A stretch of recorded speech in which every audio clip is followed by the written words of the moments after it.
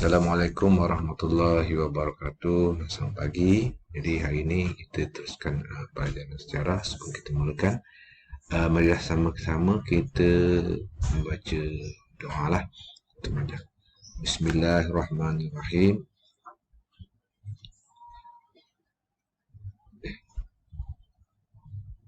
Allahumma aftah alaina hikmataka wa anshur alaina min khazaini rahmatika ya arhamar rahimin.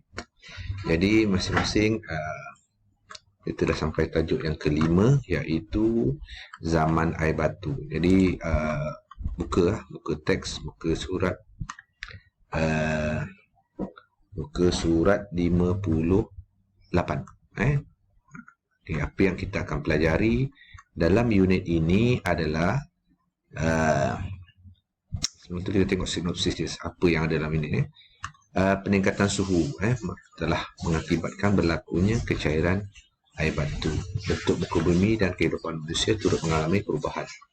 Apa yang akan dibincangkan ini adalah maksud dan garis masa zaman air batu. Bila zaman air batu tu?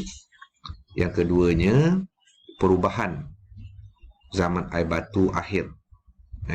Dan yang juga kesan perubahan zaman ini, air batu ni, di Asia Tenggara. Di Asia Tenggara tempat kita ni lah. Okey. Baik, di muka suratnya seterusnya, ini yang sebenarnya yang awak akan pelajari, iaitu yang pertama, awak mesti tahu maksud zaman air batu. Apa dimaksudkan zaman air batu? Yang kedua, dapat menyenaraikan garis masa. Garis masa bila, tahun bila kita akan pelajari nanti. Yang ketiga, bagaimana berlakunya perubahan itu. Nak ceritakan sikit. Bukan secara detail, jadi tahu. Kemudian yang seterusnya, yang keempat, menghuraikan kesan dia kepada negara kita ni, khususnya di Asia Tenggara ni lah, kawasan negara kita. Baik, awak lihat muka surat yang seterusnya. Kita buat laju lah, sebab yang ni banyak baca je. Apa tu zaman air batu? Biasanya kalau kita nak tanya ni, jawapan ni ada kat atas sekali lah.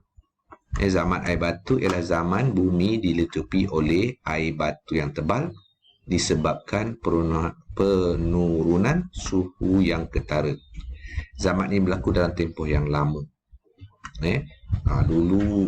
Dulu konon-kononnya bumi ni penuh dengan air batu. Jadi bila berlaku pemanasan, dunia ni panas, jadi air batu tu pun cair. Itulah konon ceritanya, tapi kita tak tahulah. Jadi kita ikut je lah apa ni. Zaman air batu berlaku iaitu proses penggesiran atau kecairan air batu akibat peningkatan suhu bumi. Kita tahulah kalau benda sejuk ni, bila panas dia akan cair. Bila dia cair, maksudnya paras air laut akan meningkat. Air laut tu, bila dia cair air batu tu, air laut naik lah. Makin banyak. Ni dia. Muka surat yang ke-60. Seterusnya, dikatakan dalam sejarah dunia, zaman air batu ni berlaku sebanyak 5 kali. 5 kali berlakunya. Panas tu. Mungkin panas ni terik sangat. Berlaku. Cairlah air batu tu. Jadi kita nak cerita ni zaman akhir. Ini berlaku pada kuarter yang dibagi kepada 2 epok, iaitu Pleistocene dan Holocene. Ini sebenarnya belajar geografi, kita kena tahulah tentang bentuk muka bumi ni. Kita ambil dululah ni istilah ni. Pleistocene dan Holocene. 2 epok zaman air batu. Baik, kita ambil 2. Dia ambil ringkas untuk awak ni. Yang pertama, epok Pleistocene. Suhu bumi rendah dan banyak kawasan dilitupi oleh air batu. Suhu bumi rendah ni maksudnya sejuk. Bila sejuk, banyak kawasan ditutup oleh air batu. Negara kita tak terlibatlah sangat. Ini negara yang luar negara tempat dia sejuk tu. Masa manusia mula mengetahui cara membuat api. Kononnya masa tu manusia dah pandai dah guna api. Jadi dataran tanah dataran menjadi lebih luas. Dataran ni bentuknya datar lah. Kemudian epok Holocene pula, suhu bumi mula meningkat. Bila orang dah membakar dah pun, dia dah panas. Bila dah panas, air batu mula cair. Bila air batu mula cair, paras air laut. Air laut, dia ukur air laut, air sungai dia tak kira. Dia kira air laut sebab benda tu rata, dia nampak. Meningkat. Okey, itu dua epok, epok Pleistocene dan epok Holocene. Okey. Ini dia lah gambar yang kira macam luar negara lah. Dia air batu, lepas tu dah panas, dia mencair, dia turun daripada gunung-gunung ni, turun masuklah ke laut, dan daripada air laut akan meningkat. Okey, dia tanya sini, apakah dua epok pada zaman air batu akhir? Inilah jawapan dia atas ni. Okey, seterusnya garis masa. Garis masa ni dia mesti ada masa bila berlaku, dianggarkan. Dianggarkan di kala Guatemala ni, Quaternion 2.5 juta hingga 11,700 tahun dahulu. 25 juta tahun dulu. Kita pun tak pastilah betul ke tidak. Tak apalah. Kemudian 11,700 tahun dahulu. Maksudnya dah lama sangat ni. Lama sangat. Kita pun dalam tahun Masihi ni pun baru kira pun baru tahun 2021. Ini 2.5 juta. Kita pun tak tahulah. Mungkin betul agaknya. Mungkin tak betul. Tak tahulah. Ni. Dulu harimau bertaring. Ada gambar harimau bertaring dulu. Mamut ada ni. Sloth. Ini binatang-binatang yang mereka rasa agaknya lah. Mungkin pada masa dulu ada ni. Ni.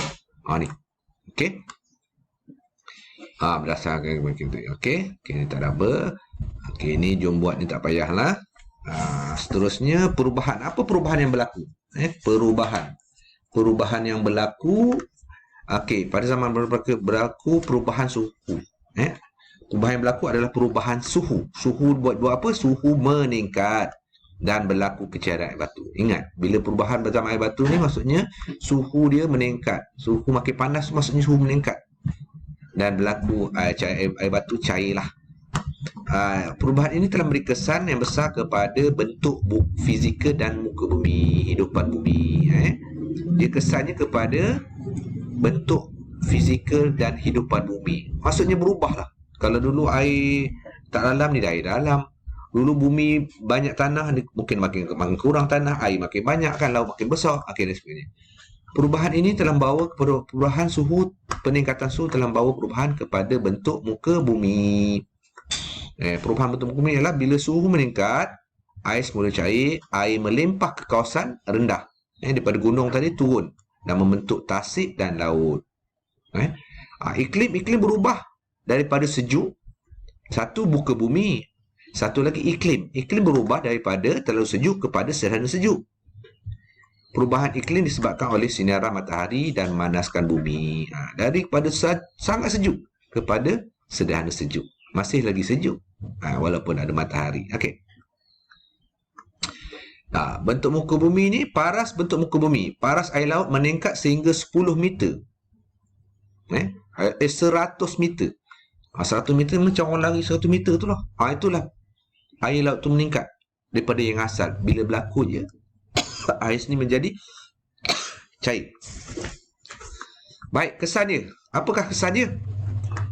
Kesannya kepada bentuk muka bumi, kepada kehidupan manusia dan kepada haiwan. Okey, kita ambil sikit je. Kepada bentuk muka bumi berlaku pembentukan tasik. Tempat yang macam bertakung tu, dia akan jadi tasik. Kemudian ada juga air. Bila ada tasik, bila air mengalir, berlakulah aliran air sungai. Yang pertama ada tasik, kesan dia. Yang kedua ada aliran air sungai. Air sungai juga berubah alirannya, mengikut kecairan tadi, kecairan ais batu tadi. Kemudian yang kedua, bila perubahan berlaku, kepupusan haiwan. Pupus ni maksudnya habis, makin hilang, makin mati haiwan. Kepupusan berlaku akibat persusuhan. Haiwan seperti harimau bertaring, lengkung dan mamut telah pupus. Sekarang tak ada dah binatang tu. Yang ketiga, pertempatan manusia. Manusia bergerak keluar ke kawasan yang lebih panas. Dulu kawasan sejuk, bila dah panas dia akan keluar lah. Manusia mencari tempat baharu. Biasalah gitu. Kalau orang-orang yang duduk, kalau hutan ni bila ada perubahan begitu, dia akan berpindah. Sehinggalah sekarang ni dah tak adalah. Ini semua cerita lama, cerita dululah.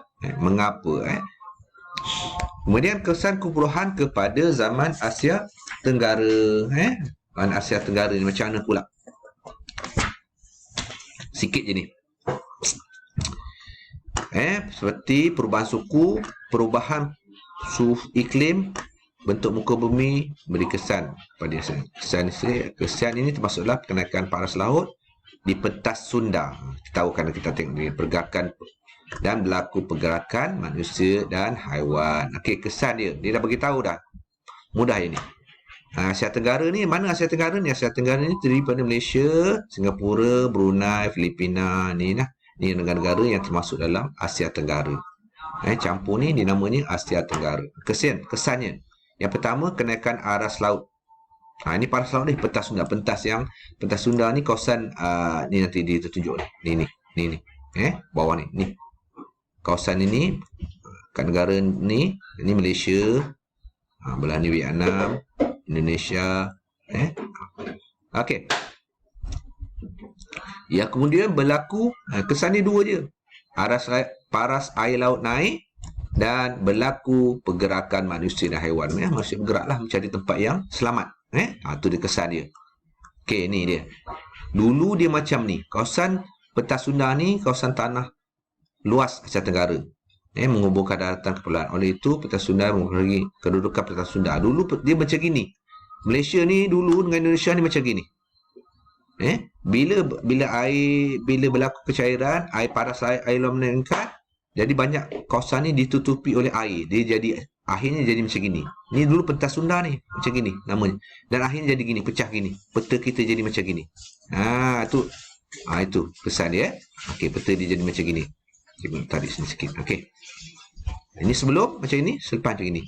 Kalau dulu tak berlaku kecairan, maksudnya kita bergabung ni. Tak tahu mana satu Malaysia ni.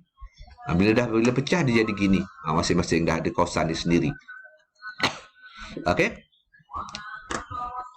Ini dia punya ni lah. Kesan kecairan ni maksudnya air naik membawa kepada pembentukan sungai.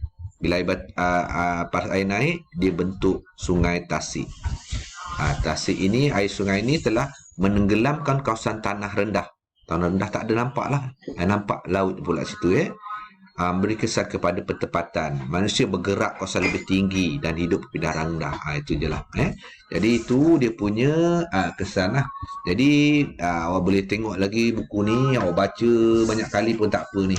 Sejarah ni perlukan banyak baca. Dan akhirnya ini rumusan yang kita belajar tadi lah.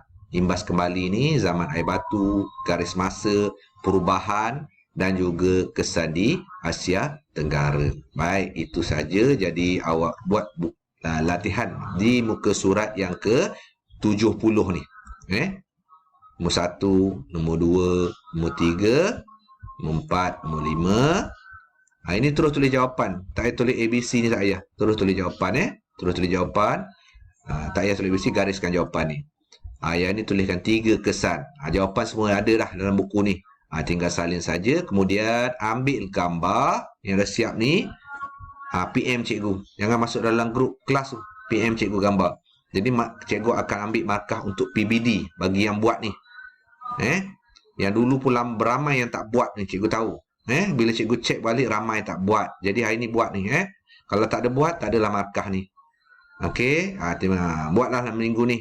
Cikgu bagi sampai hujung minggu. Tapi kalau boleh buat sekarang ni. Sampai pukul 10, kita pukul 9, pukul 10 kan. Jadi buat. Kalau sempat nanti sambung. Okey, itu saja. Assalamualaikum warahmatullahi wabarakatuh.